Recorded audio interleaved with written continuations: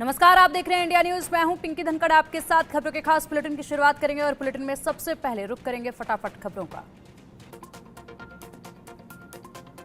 BJP ने जम्मू कश्मीर विधानसभा चुनाव के लिए 15 उम्मीदवारों की संशोधित लिस्ट जारी की। 29 उम्मीदवारों के नाम पार्टी ने वापस लिए। बीएसपी प्रमुख मायावती इन दिनों एसपी और कांग्रेस पर लगातार हमला कर रही है। उन्होंने सोशल मीडिया प्लेटफॉर्म एक्स पर लिखा है कि 1995 में कांग्रेस के लोग कहां थे जब सपा ने मुझ पर हमला कराया था।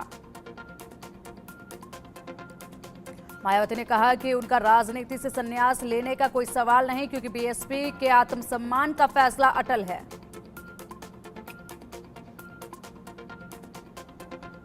जेडीयू विधायक गोपाल मंडल के बिगड़े बोल, अपनी ही पार्टी के अजय मंडल को कहा काला नाग, वहीं बूलो मंडल को कमीना कहकर तोड़ी भाषा की मर्यादा। गोपाल मंडल की आपत्तिजनक टिप्पणी ने पार्टी के अंदर एक नया विवाद खड़ा कर दिया।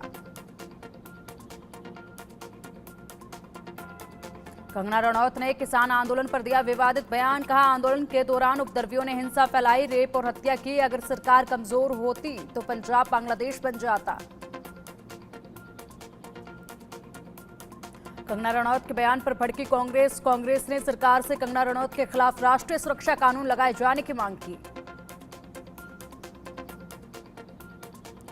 यूनिफाइड पेंशन स्कीम लागू करने वाला देश का पहला राज्य बना महाराष्ट्र। सीएम शिंदे की अध्यक्षता में हुई कैबिनेट बैठक में यूनिफाइड पेंशन स्कीम को दी गई मंजूरी। यूपीएस लागू होने से राज्य के 16 लाख कर्मचारियों को मिलेगा लाभ। केंद्रीय मंत्रिमंडल ने सरकारी कर्मचारियों के लिए यूनिफाइड पेंशन स्कीम को मंजूरी दे दी है। वहीं इस योजना के लागू होने के बाद सियासी बयानबाजियों की बाढ़ आ गई है। इसी कड़ी में शिवसेना उद्धव गुट ने यूनिफाइड पेंशन स्कीम को लेकर अपना विरोध जताया है। कांग्रेस ने केंद्र सरकार की यूनिफाइड पेंशन स्कीम लाने के फैसले पर निशाना साधा। खड़गे बोले, यूनिफाइड पेंशन स्कीम में यू मतलब सरकार का यू टर्न। इससे पहले 4 मामलों में सरकार पीछे हटी, देश को निरंकुश सरकार से बचाएंगे। बांग्लादेश में हिंदू मंदिर पर एक बार फिर किया गया हमला। विष्णु राधा कृष्ण मंदिर को कट्टरपंथियों ने बनाया निशाना। खबर है कि चोरी करने के इरादे से मंदिर पर किया गया हमला। म्यांमार से भारत के कई राज्यों में पहुंच रही है ड्रग्स की बड़ी खेप। नशे के हॉट स्पॉट बने पंजाब के 22 जिले, नेपाल के रास्ते पंजाब हरियाणा में पहुंच रही नशे की खेप। वहीं पंजाब में 7,000 से ज्यादा नशा तस्करों को पुलिस ने किया गिरफ्तार। दिल्ली में भीषण सड़क हादसा। अनियंत्रित ट्रक ने शास्त्री पार्क इलाके में फुटपाथ पर सो रहे 5 लोगों को कुचला। 3 लोगों की हुई मौत, 2 लोग गंभीर रूप से घायल। अफगानिस्तान के तालिबान हुक्मरानों ने एक और तालिबानी फरमान सुनाया है। नए फरमान ने तालिबान ने सार्वजनिक स्थानों पर महिलाओं के गाने और पढ़ने पर बैन लगा दिया है।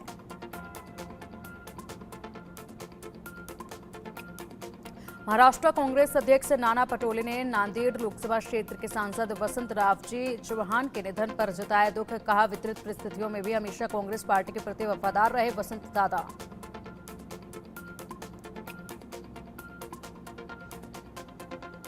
ब्रह्मकुमारी के नक्शे कदम पर चल रही है तेलंगाना सरकार। तेलंगाना सीएम रेवंत रेड्डी का बयान, देश का एकमात्र राज्य है तेलंगाना जिसने किसानों के 31,000 करोड़ रुपए माफ किए। इंडियन कोस्ट गार्ड ने SAR ऑपरेशन यानी समुद्री हवा खोज और बचाव अभियान चलाकर 11 अनमोल जिंदगियों की जान बचाई। इंडियन कोस्ट गार्ड जहाज सारंग और अमोघ ने CG डोर्नियर विमान के साथ बेहद खराब समुद्री परिस्थितियों में ऑपरेशन चलाकर डूबते लोगों को नई जिंदगी दी। उमर अब्दुल्ला ने PDP पर लगाए गंभीर आरोप। कहा, PDP ने हमारे घोषणा पत्र की नकल की है। हमने 200 यूनिट बिजली की बात की, PDP ने भी यही किया। 1 लाख नौकरियों की बात की भी उन्होंने भी नकल किया। ऐसा तो PDP को अपने उम्मीदवारों को चुनाव से हटा देना चाहिए। जयपुर में कलयुगी पति ने की पत्नी की हत्या। जमीन खरीदने के मामूली विवाद पर हथौड़े से सिर फोड़कर पहले तो पत्नी की हत्या की, इसके बाद खुद जहरीला पदार्थ खाकर खुदकुशी करने का प्रयास किया। दिल्ली के जकीरा फ्लाईओवर पर क्लस्टर बस में अचानक आग लगने से मचा हड़कंप। जिस समय आग लगी उस समय बस में काफी यात्री सवार थे। राहत की बात रही कि दमकल गाड़ियों ने वक्त रहते आग पर काबू पा लिया। उत्तर प्रदेश क्रिकेट एसोसिएशन के चीफ सिलेक्टर और नोएडा किंग्स के हेड कोच प्रवीण गुप्ता गिरफ्तार। अधिकारी की पत्नी के साथ बदसलूकी के मामले में पुलिस ने उन्हें गिरफ्तार किया है। भारत के पहले नागरिक अंतरिक्ष यात्री गोपीचंद थोटाकुरा लौटे स्वदेश। कहा, घर वापस आकर बहुत खुश हूं। देश के प्रतिनिधित्व करने पर मैं काफी सम्मानित महसूस कर रहा हूं।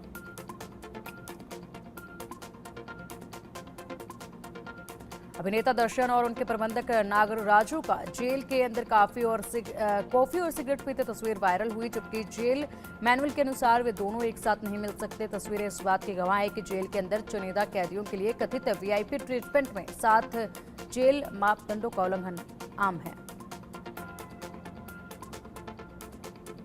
श्री कृष्ण जन्माष्टमी के अवसर पर कान्हा की नगरी मथुरा में श्री कृष्ण जन्मभूमि मंदिर के पर्दे खोले गए और आरती की गई। पुजारी ने भव्य आरती की।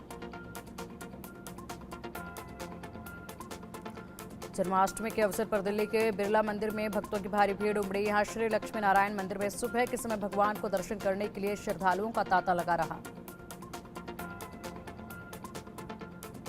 श्री कृष्ण जन्माष्टमी के अवसर पर मुंबई के चौपाटी में स्थित इस्कॉन मंदिर में आरती की गई। इस दौरान बड़ी संख्या में कृष्ण भक्त मंदिर में मौजूद रहे। जन्माष्टमी के अवसर पर मुंबई के चौपाटी स्थित इस्कॉन मंदिर में भगवान कृष्ण के दर्शन के लिए भक्तों की भारी भीड़ उमड़ पड़ी। देश भर में धूमधाम से मनाई गई श्री कृष्ण जन्माष्टमी। तमाम मंदिरों की भव्य सजावट की गई। जन्माष्टमी के अवसर पर दिल्ली के इस्कॉन मंदिर में बड़ी संख्या में श्रद्धालु पहुंचे और भगवान के दर्शन के लिए पर्दे खोले। मथुरा के श्री कृष्ण जन्म स्थान मंदिर में जन्माष्टमी की धूम रही। यहां सुबह से ही कृष्ण भक्तों के आने का तांता लगा रहा। जन्माष्टमी के अवसर पर मथुरा पहुंचे सीएम योगी। श्री कृष्ण जन्मभूमि मंदिर में सीएम योगी ने की पूजा अर्चना।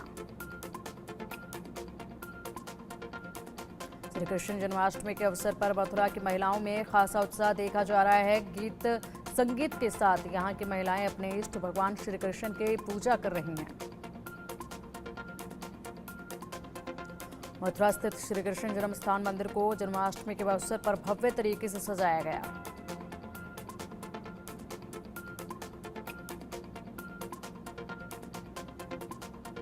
दिल्ली में ईस्ट ऑफ कैलाश में स्थित इस्कॉन मंदिर में जन्माष्टमी उत्सव बड़े ही धूमधाम से मनाई गई। मंदिर के विहंगम दृश्य ने श्रद्धालुओं को अभिभूत कर दिया।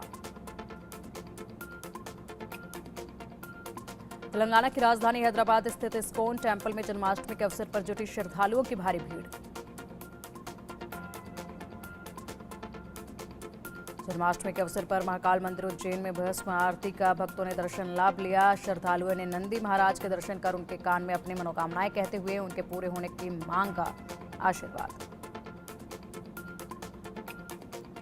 दिल्ली बीजेपी अध्यक्ष वीरेंद्र सचदेवा और बीजेपी सांसद कमलजीत सहरावत जन्माष्टमी के अवसर पर पहुंचे। दिव्य ज्योति जागृति संस्थान द्वारका सेक्टर 10 में स्थित दिव्य ज्योति संस्थान द्वारा आयोजित थे कार्यक्रम। लगातार हो रही भारी बारिश के कारण गुजरात के कई जिलों में जनजीवन अस्त व्यस्त। अहमदाबाद के कई इलाकों में भारी जल जमाव के कारण लोगों को परेशानियों का हो रहा सामना। गुजरात के नाडियाड में तेज बारिश के कारण शहर के कई इलाकों में जलभराव की समस्या से लोग परेशान हैं। लोगों ने निगम प्रशासन से समस्या से निजात दिलाने की गुहार लगाई है।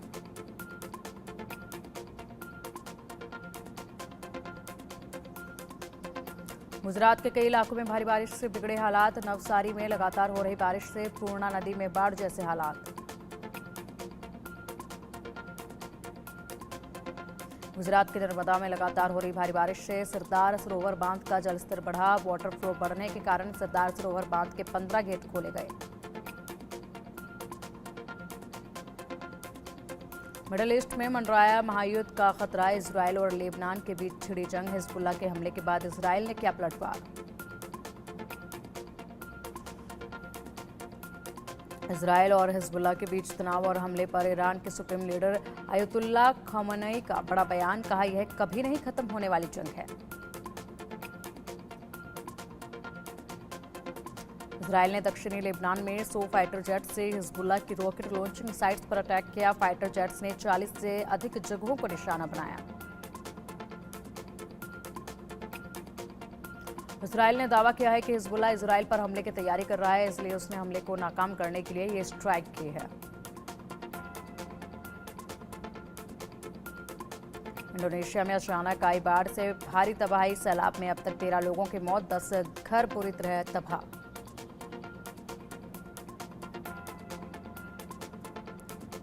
इजरायली हमले के जवाब में हिजबुल्लाह ने इसराइल पर 320 रॉकेट से हमला किया है। हिजबुल्लाह ने इसराइल के 11 सैन्य ठिकानों पर मिसाइल और ड्रोन्स फायर किए। इसराइल के प्रधानमंत्री नेतन्याहू ने कहा, हम देश की सुरक्षा के लिए कुछ भी करने को तैयार हैं। जो हमें नुकसान पहुंचाएगा, हम उसे नुकसान पहुंचाएंगे। गाजा में जारी जंग को रोकने के लिए मिस्र की राजधानी काहिरा में बैठक। इजरायली हमले में अब तक हजारों फिलिस्तीनियों की मौत। इजराइल पर ईरान से भी हमले की आशंका। ईरान में हमास के पॉलिटिकल चीफ इस्माइल हानिया की मौत के बाद तनाव बरकरार। ईरान के तमाम नेता लगातार इजराइल को हमले की धमकी दे रहे हैं। पाकिस्तान में 2 बस हादसों में 36 यात्रियों की मौत, 30 से ज्यादा घायल। कहटा से रावलपिंडी जा रही बस ब्रेक फेल होने के कारण खाई में गिर गई। पाकिस्तान ने पीएम मोदी को एससीओ मीटिंग में बुलाया। 15-16 अक्टूबर को इस्लामाबाद में होगी बैठक। मोदी आखिरी बार 2015 में पाक गए थे। ढाका मेट्रो ने 1 महीने बाद शुरू की सेवाएं, पटरी पर लौट रही जिंदगी। हालांकि 2 स्टेशन मीरपुर और काजीपारा अभी भी बंद रहेगा।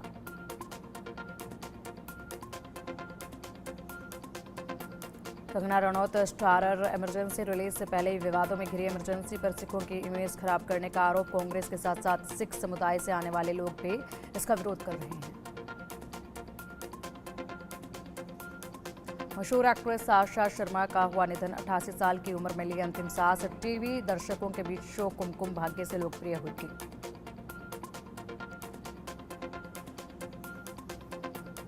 संजय घोष की upcoming action thriller film king Shahrukh के साथ में नजर आएंगे अभय वर्मा। कहा, शाहरुख के साथ काम करके लाइफ में कभी नहीं हुआ इतना नर्वस।